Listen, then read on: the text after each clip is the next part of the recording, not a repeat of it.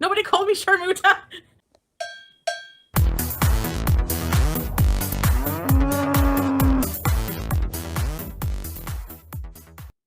No one cares! What about your relationship with Nashies? They lasted longer than Chris. Poor Chris. Nashies over Chris. I should tell Chris I have a YouTube channel. He'll fucking... My last encounter with Chris, you want to hear about that? I went to that woman's house.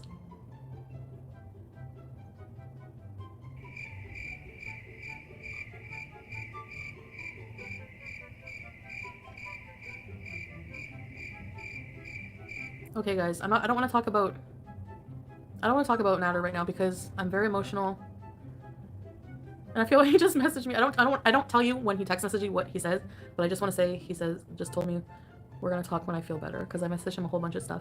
So I don't want to talk about it. Having a relationship public right now, just want to leave it for now. So I want to tell you the story about.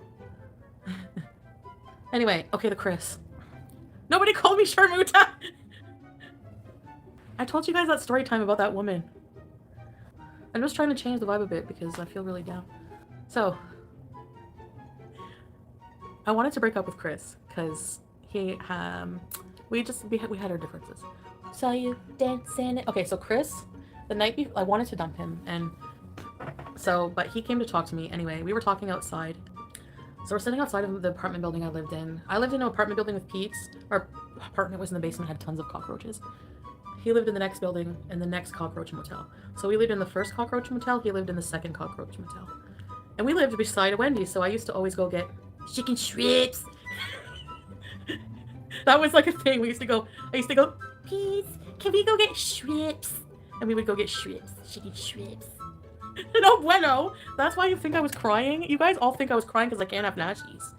Or don't you? Anyways, we were outside talking, Chris and I. Then this fucking woman who used to live in the building, oh my god, her name was Karen. Her hair was like Garth, but like times 10. Remember her? I told you about her? She had a silky robe on and like a lingerie thing. She's like, I'm probably gonna be her in fucking 10 years. I'm this Karen in 10 years, I swear. No, I don't want to be Karen! Oh my god, I can't be Karen. Oh my god, I have to do what Nader says.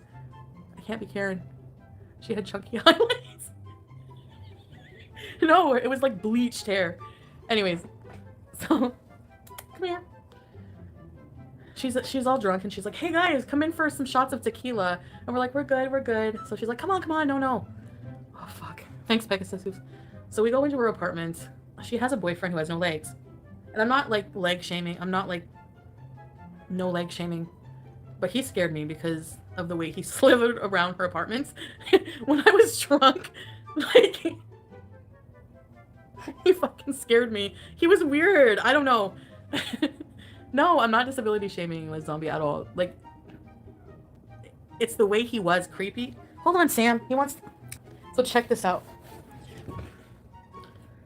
Hi, Donna. No, he looked... Okay.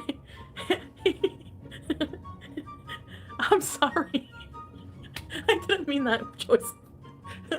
I'll tell you in a minute why. Oh, okay. I come in the house. I have a few shots. She was making me take. She's like, have more shots. This woman was on welfare. I'm not welfare shaming her, but she was the richest woman on welfare I've ever seen. She had a mini bar. She was in like, it was like a housing, like Section 8 kind of housing kind of building. She had a mini bar, fucking all kinds of liquor, you know, like just really nice. Like you could tell it was all dollar store decorations, but it was really nice. She, you know, she made do with the money. She was really good at decorating with the dollar store stuff. I swear her apartment was nice, and I was surprised, and it smelled good. It smelled like dollar store quality. Back of the toilet air fresh. Lavender breeze.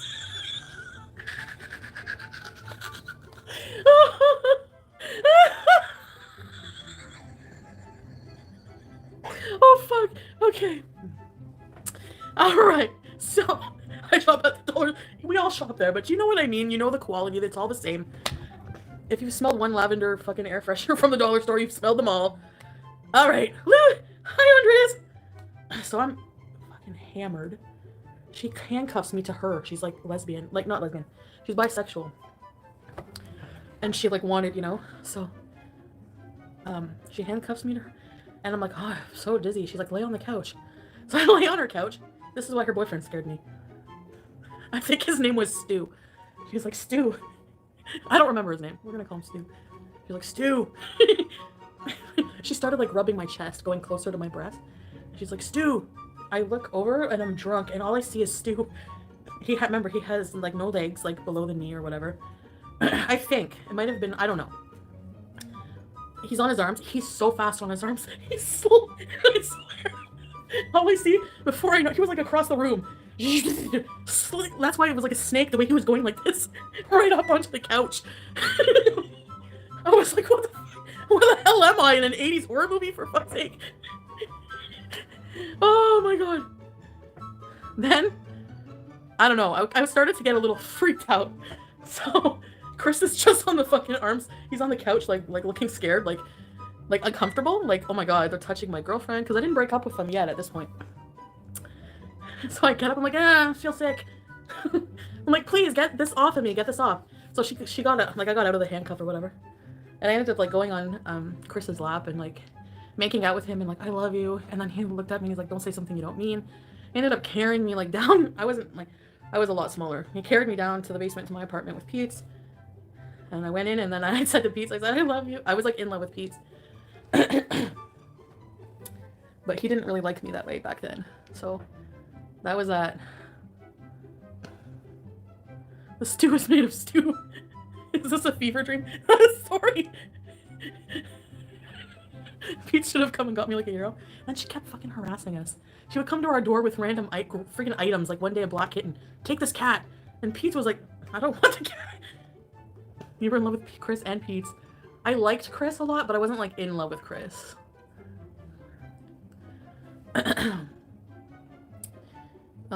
She came with a friggin' dildo once. Used. She's like, it's lightly used, but I cleaned it well. I don't give a shit. There's like a pube on it. No, you didn't, you fucking liar. Callie. I'll find some pictures. This apartment building was wild. This was before I dated Pete, but we were roommates. The lady was, oh my god.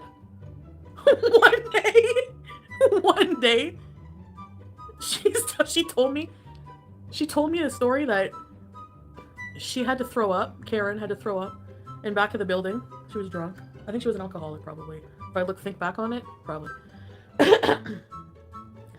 So she had, there was like a family from India, like a big, large family from India. A lot of family members, and they were eating and the window was open. And she said she just like squatted down and started throwing up, and she looked over and they were all like looking at her from their dinner table, horrified. Like, she's such a I'm like, I was so happy to move away from her. She had issues. I hope she found healing. I hope she found Jesus. I hope she's okay. She actually was banned from taking taxis because she used to call so many times to go to the bridge and like pretend she wanted to jump off. Like, she never would, but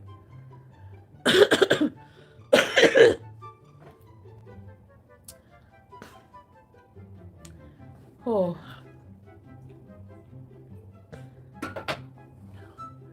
I'm cracking up here.